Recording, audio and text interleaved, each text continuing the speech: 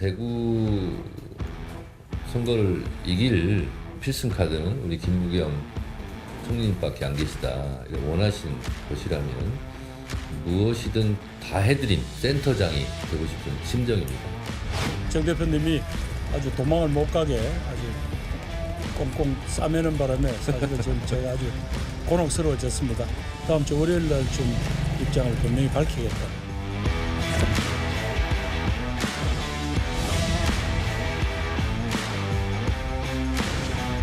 법원은 저에 대해서 자행된 불법적이고 원칙 없는 컷오프를 무효해 주실 것을 기대합니다.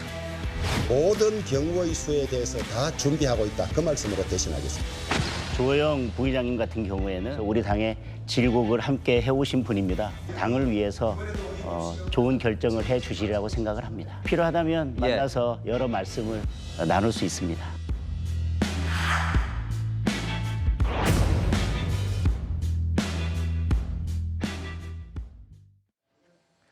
주호영 의원이 컷오프 효력정지 가처분 신청을 했죠. 자, 이게 인용이 되지 않고 기각이 될 땐 모든 경우의 수를 준비하고 있다라고 했습니다. 한마디로 무소속 출마도 그 안에 포함이 된다는 말이죠. 대구시장 선거가 결국에는 끝내는 이 3자 구도로 치러지게 되는 게 아니냐, 이런 예상이 이제 현실화되고 있습니다. 컷오프는 정당의 공천 기준에 따른 결정이죠. 그만큼 법원에서도 가처분이 인용될 가능성이 크지 않다는 전망이 우세한 상황입니다. 그렇다면 주호영 의원이 이걸 몰랐을까요? 오히려 법적인 절차를 통해서 무소속 출마의 명분을 쌓은 게 아니냐, 뭐 이런 얘기까지 이제 나오고 있네요. 근데 거꾸로 생각해 보면 법적으로도 구제받을 수 없는 상황인데 네. 그걸 또 정치적으로 풀어보겠다라고 하는 명분에 대해서 유권자들이 얼마나 동감할지 모르겠어요.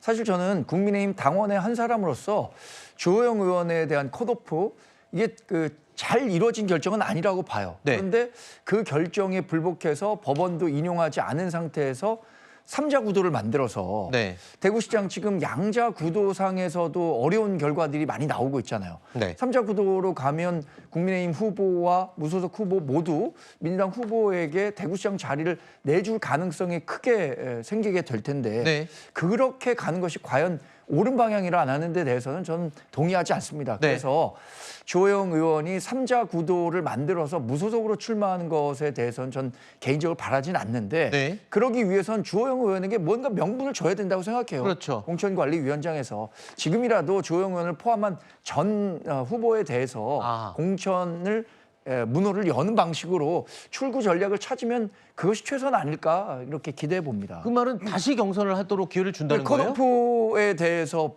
이제 철회를 하는 거죠. 이준석 후보를 포함해서 모든 후보들에게 경선을 한번 해봐라. 지금으로서는 그게 전 최선이라고 봐요.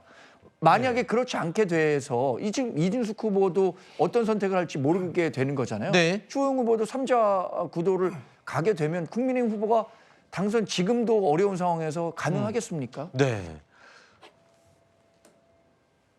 지금 들으셨죠? 국민의힘 내부에서도 보수의 심장이라고 할 수 있는 대구시장마저도 뺏기는 거는 아니지 않냐, 이런 지금 우려가 나오고 있습니다. 이런 위기감 속에서 지금 말씀하신 것처럼 지금이라도 다시 이 컷오프를 철회하고 기회를 줘야 되는 게 아니냐, 장동혁 대표의 생각이 중요하겠죠. 어떤지 들어보시죠. 대구에서 이제 민주당 아직 출마하지 않은 후보에게 밀릴 수도 있다. 실제로 이 대구 민심 내부를 어떻게 좀 보고 계세요? 저희 국민의힘이 부족하고 실망을 드린 것도 있을 것입니다. 다만 우리 당의 후보들이 민주당 후보에게 밀리는 현상은 민주당 후보는 한 명이라서 결집이 되고 있지만 우리 당 후보는 여러 명으로 갈라져 있어서 결집이 되지 않고 있는 측면도 있다고 생각합니다. 공천이 맞춰지면 대구의 민심도 다시 돌아오고 결집도 이루어질 것이라고 생각하고 있습니다. 장동혁 대표는 이 공천이 모두 마무리되고 끝나면 대구의 민심이 다시 돌아올 거다라고 얘기를 하고 있는데, 일각에서는 너무 순진한 생각 아니냐라고 얘기를 하네요.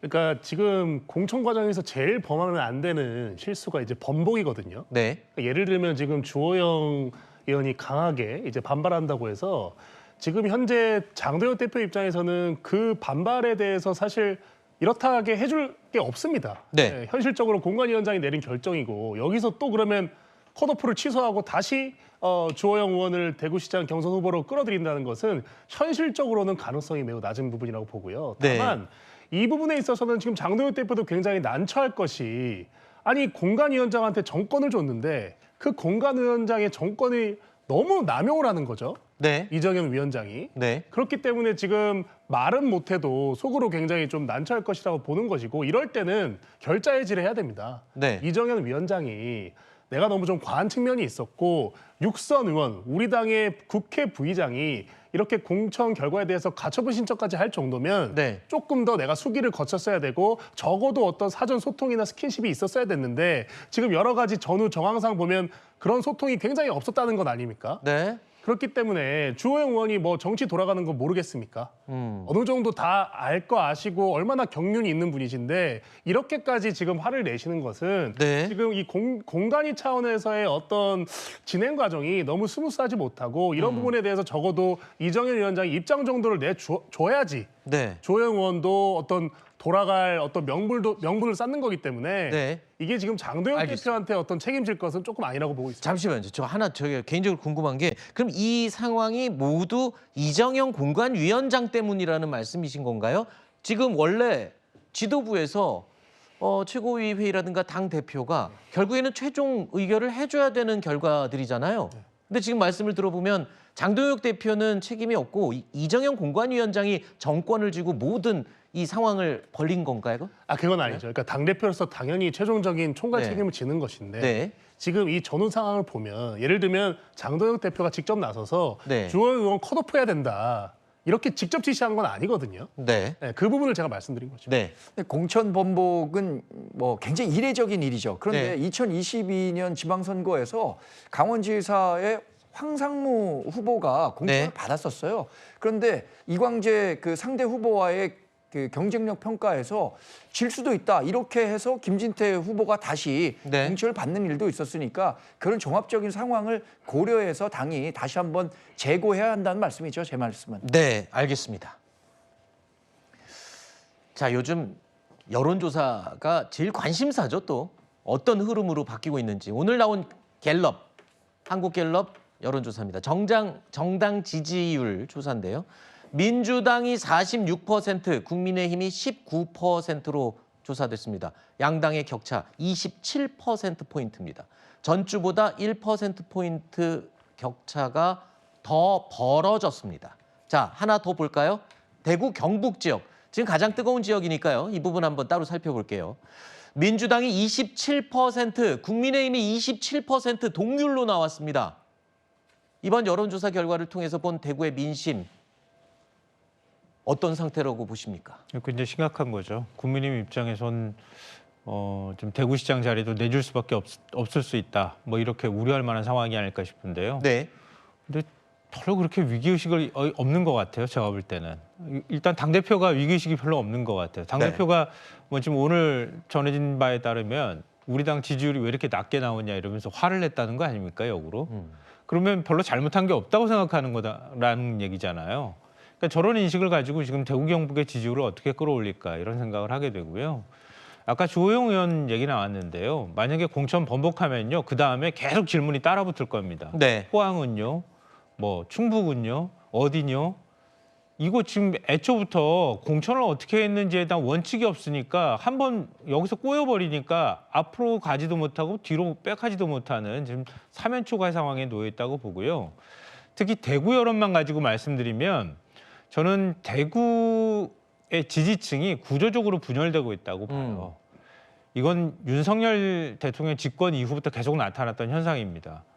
그러니까 김건희 씨가 나타날 때마다 대구 여론이 막 요동쳐요. 그리고 지지율이 막 떨어지는 현상이 나타났거든요. 그 실망감이 기본적으로 깔려 있는 거고요. 그리고 황당한 내란이 있었고 그리고 난 다음에 국민의힘이 제대로 거기에 대해서 전륜을 하지 못하면서 지지층이 이제는 국민의힘으로 안 된다라고 하는 인식들을 더 많이 갖게 됐다는 거예요. 그러니까 지금 이렇게 지지율이 나오는 겁니다. 그러니까 국민의힘이 지금 이 시점이라도 변화하는 모습들을 보이지 않으면 대구 경북에서 진짜 자칫하면 민주당한테 시장 뺏길 상황이라고 봅니다. 앞서 들은 것처럼 국민의힘은 지난 9일 이 전륜 결의문을 채택을 했죠. 그야말로 변화와 쇄신을 약속한 거였습니다. 그런데 실제로 보니까 행동에서는 그렇지 않은 모습이 더 많다라는 평가가 나오고 있는데요. 막말 논란을 일으켰던 박민영 미디어 대변인을 다시 임명을 했습니다. 그러면서 당내에서는 또 비판의 목소리가 나오고 있습니다. 박민영 대변인에 대한 그 기자들의 질문에 당에서는 이제 이렇게 얘기하더라고요. 잘하려고 하다가 대여 투쟁을 하다 보니 실수한 거다. 앞으로는 그런 일이 없을 거다 뭐 이렇게 얘기를 하는데 저희 당 소속 김혜지 의원에 대해서 굉장히 비하 발언을 했잖아요. 도대체 그거하고 대여 투쟁하고 무슨 관계가 있냔 말이에요. 절윤 선언했다. 우리는 윤호개헌과 다르다라고 말씀하시는데 지도부 말을 이거 하나로도 믿을 수가 없다는 거. 그렇기 때문에 더더욱 선거는 어려워졌다. 저는 이렇게 봅니다. 자, 여기에다가 과거에 폭행 논란, 음주 폭행 논란을 일으켰던 방송인 이혁재 씨를 청년 정치인 선발 심사위원으로 발탁한 것도 또 논란이 되고 있습니다. 저를 향한 우려의 목소리 또 기대의 시선을 모두 겸허한 자세로 안고 이 자리에 나왔습니다. 하지만 중요한 건 도덕적, 법적, 사법적, 법치주의의 국민으로서 사법적 책임을 다했고 또 대중의 사랑을 받은 연예인으로서 도덕적 책임까지를 다하면서 살아왔습니다. 오늘 최선을 다해서 심사에 임하도록 하겠습니다. 저를 향한 비판 앞으로도 계속 있을 겁니다. 그때마다 겸허한 자세로 수용하겠습니다. 자, 앞서 박민영 미디어 대변인뿐만 아니라 이혁재 씨를 둘러싼 논란도 지금 계속 이어지고 있습니다. 이거 과연 적절하냐라는 비판들이 지금 쏟아지고 있는데 사람이 그렇게 없는 걸까요? 아니면 어떤 능력을 인정받은 건가요? 그래서 여론이 굉장히 따갑습니다. 이혁재 씨 지금 얘기하고 있는 것처럼 지난 2010년에 있었던 사건에 대해서 법적 윤리적 책임을 다했다라고 하는데 정치적 책임, 그때 당시 뭐 정치인은 아니었습니다만 지금 다시 이렇게 심사위원이 됨으로써 불거지는 논란들에 대한 책임, 이건 누가 져야 합니까? 이것은 이번 지방선거와 보궐선거에 출마하는 국민의힘 후보가 모두 나눠져야 하는 짐이라고 생각하거든요.